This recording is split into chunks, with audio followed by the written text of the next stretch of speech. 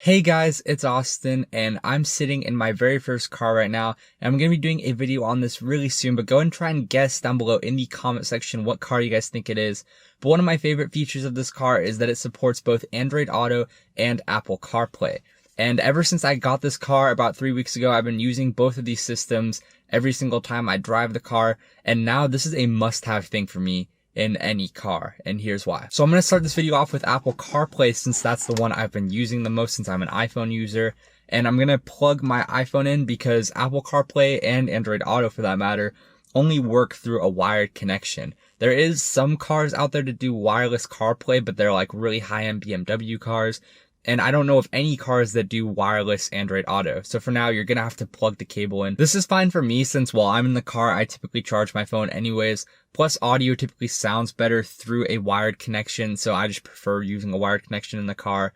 But what you'll probably notice is that once the Apple CarPlay home screen shows up, it's very similar to your iPhone. Now there's no setup process to this at all. It's super nice and easy.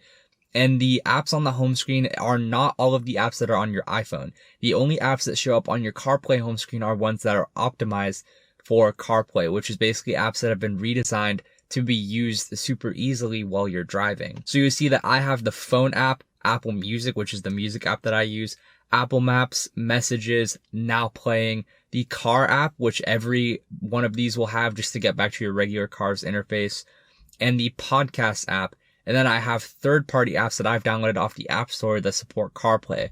So Anchor, which is what I run all of my podcasts through, and Google Play Music also show up. Now, the nice thing with Apple CarPlay is that if you use an app that doesn't support Apple CarPlay for music, like SoundCloud is one that I came across, CarPlay will still work with music on that app. You just have to open it through the Now Playing app on CarPlay, and you can listen to music through SoundCloud.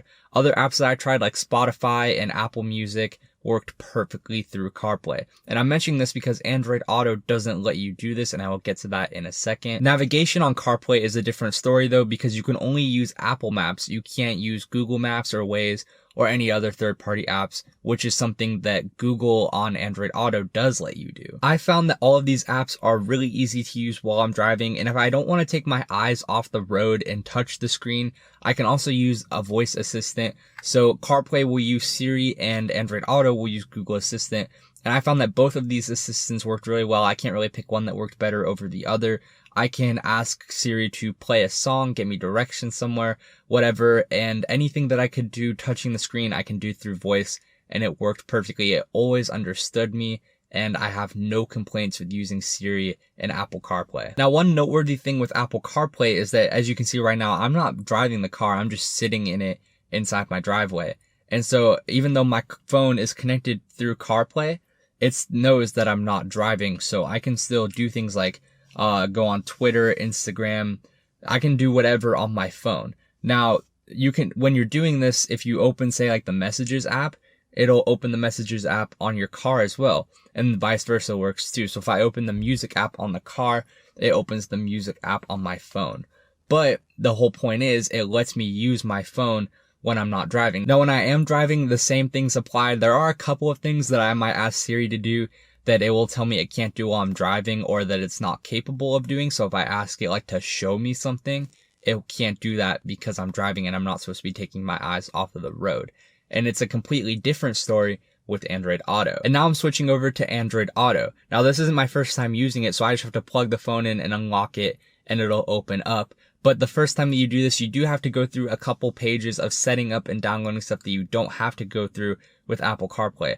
Also, you do have to unlock your Android phone for Android Auto to open up. You can have this as an option on CarPlay, but I left mine off so I can use CarPlay while my phone's locked, no problem. But jumping into the interface, it's really clean actually. It's very similar to an Android phone's interface, just mimicked onto the screen, basically the same thing as CarPlay. But I do prefer the CarPlay interface better. I just like being able to touch an app and then control something within the app and then go back to the home screen, not have to deal with it. This works a little bit differently. So you're going to start things off with it's essentially your notification panel on your car, and it shows you the current weather right now. Then on the bottom, you have navigation, your phone, music, and then the car app that takes you back to your car's regular interface. So navigation, like I mentioned earlier, lets me use Google Maps or Waze or any other app that's Android Auto supported. Right now, those are the only two that I have on my phone. And so navigation works really well with both of these apps through Android Auto. When you get a notification, whether it's on your phone or on the car, they both slide down from the top of the screen. And if you tap it, like say a text message, for example, it'll pop up with Siri will take action and it'll read the message to you, ask if you want to reply or not. Then you can reply and send your reply through Siri. The phone interface is also really clean. It shows you your recent calls, and you can also click up in the top left to dial a number, look at your call history, voicemails, missed calls, whatever. Then you have your home screen, which is the notifications with the weather, stuff like that. Your music app. Right now I have it set to any auto audio because I was trying to get Apple Music to work. But as you can see, you can click this and switch between Google Play Music and Spotify. Those are the only other apps that I have that are Android Auto compatible. And we have the returning to my car app. And also at all times, you can see that we have our battery, signal strength, the time, and a button to activate the Google Voice Assistant in case you don't have a physical one on your steering wheel like I do here. Now, one of my biggest gripes with Android Auto is music apps. The only music apps that work with Android Auto are ones that are Android Auto compatible. So as you can see, I have that app, Any Auto Audio, and I will explain that in a second. So I have 3 music apps on my phone right now, or actually like 4.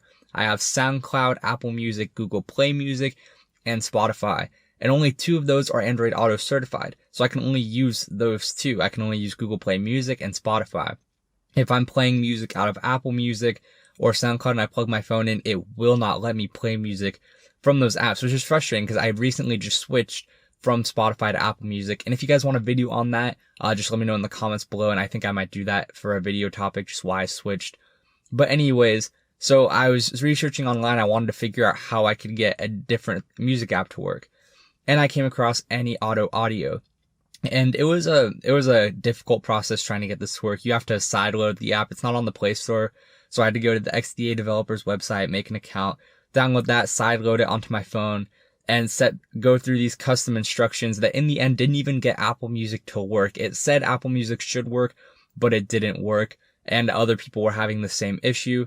It does work for some other music apps like SoundCloud. It did work for me to get it to play SoundCloud music over the car, but you did lose some controls. Like in Apple Carplay, for example, I could use my voice and say, hey, play this song.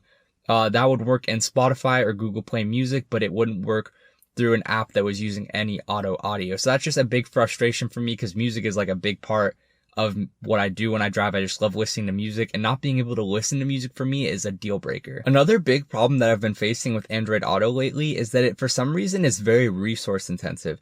So when I plug my phone into the car, it'll start charging, but when I open up Android Auto, it'll start charging slowly. And on some cars, you'll actually start to lose battery percentage. I know I had that happen a couple of times on mine.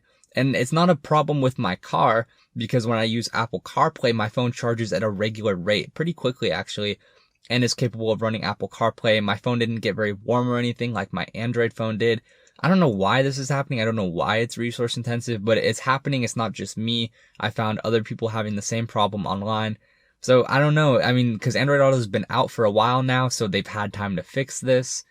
So I don't know. I think that's just how it is. I mentioned voice assistants earlier. Android Auto uses the Google Assistant, and it works the same way as Siri does. So I can ask it to play a song, ask it weather, ask it stuff like that, and it'll almost always give me an answer unless it doesn't think I should get the answer while I'm driving. Like if I'm asking it to show me something, it won't do that while I'm driving. All of your notifications show up on the home screen. So if you get a text message, for example, you just tap it on the home screen and then use the Google Assistant to respond to it with your voice. And the last thing that I have to mention with Android Auto is that it's not really easy to use your phone while it's plugged into the car. So right now, like I said, I'm parked in my driveway, and Android Auto thinks I'm driving.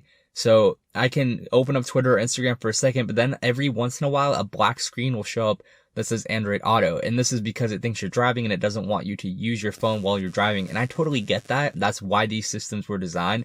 But I'm not driving right now. And even at that, what if I'm a passenger trying to use the driver's phone to look something up? It's just really frustrating in my opinion. I don't have this on an iPhone because iPhones and CarPlay let you use your phone while you're driving. So I know I just kind of bashed on Android Auto a little bit, but like I said, I'm a huge fan of both of these interfaces.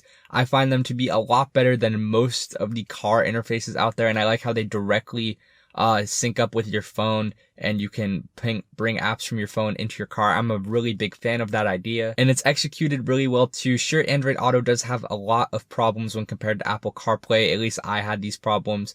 And I do definitely prefer Apple CarPlay over Android Auto, but I still think I would take Android Auto over a regular stock cars interface any day of the week. But I want to know what you guys think, so go ahead and let me know down below in the comment section, and thank you guys so much for watching. I will see you guys in the next video.